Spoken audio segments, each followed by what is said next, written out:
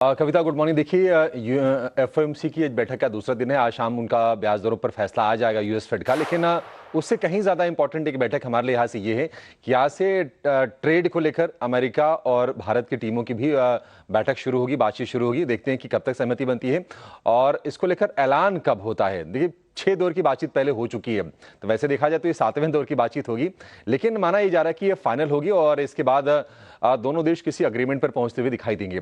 लेकिन एफओएमसी की जो बैठक आज सेकेंड डे है, उम्मीदें तो हैं ये कहीं ना कहीं बाजार में प्राइस्ड इन भी है कि 0.25% का रेट कट आ रहा है और उसकी जो संभावना है वो है 87%।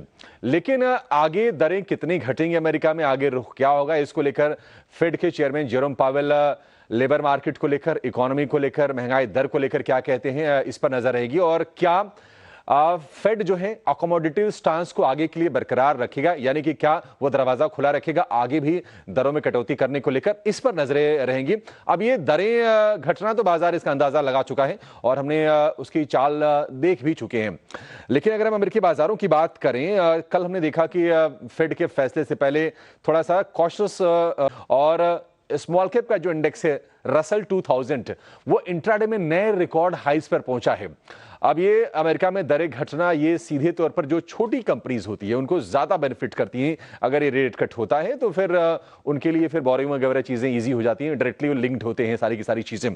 तो ये वहां पर एक्शन रहा। देखते हैं कि आज फेड की तरफ से फैसला और फैसले के बाद कमेंट्री क्या निकल के आती है।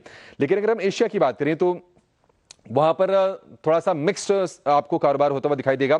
जापान के निकेई में आज तीसरे सत्र में तेजी है, हालांकि गेंस बहुत ही छोटे छोटे आ रहे हैं निकेई में। आज भी अगर आप देखेंगे 100 अंकों की हल्की सी तेजी पर आपको कारोबार होता हुआ दिखाई देगा। कोरिया के कोस्पी की बात करें, लगातार दूसरे सत्र में नरमी है और 0.25% की हल्की सी गिरावट पर आपको कारोबार होता हुआ नजर आएगा। फेड के फैसले से पहले गोल्ड के भी जो ट्रेडर, जो निवेशक हैं, वो थोड़े से सतर्क हैं और जो भाव है एक रेंज में रहा है। $4,240 प्रति औंस का भाव है। क्रूड की बात करें, लगातार दूसरे सत्र में गिरावट है, $62 के आसपास कच्चे तेल का भाव गिर के आ गया है और उम्मीदें ये हैं कि रूस और यूक्रेन के बीच में युद्ध विराम को लेकर बातचीत थोड़ी आगे बढ़ेगी और आगे बढ़ती है तो सप्लाई थोड़ी सी और दुरुस्त होती नजर आएगी। डॉलर इंडेक्स में स्ट्रेंथ कायम है और 90.22 ये है डॉलर इंडेक्स का लेवल। और अगर हम यूएस के 10 ईयर की बॉन्ड यील्ड की बात करें तो बॉन्ड यील्ड थोड़ी सी ऊपर जा रही है। ये हमारे लिए थोड़ी सी एक चिंता की बात जरूर है, क्योंकि 10 ईयर की जो बॉन्ड यील्ड है 4.18 पर पहुंच गई है।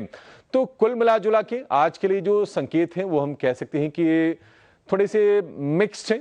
मिक्स्ड हो आप नेगेटिव कह लीजिए, क्योंकि अगर आप यूएस फ्यूचर्स को भी देखेंगे तो नरमी पर ही कारोबार हो रहे हैं। डाउ फ्यूचर 20 अंक नीचे, नैस्डैक फ्यूचर की बात करें तो करीब 50 अंकों की गिरावट पर आज वहां पर यह एक्शन दिख रहा है। तो ओवरऑल जो संकेत है आज भारतीय बाजार के लिए मिले जुले हैं। कविता।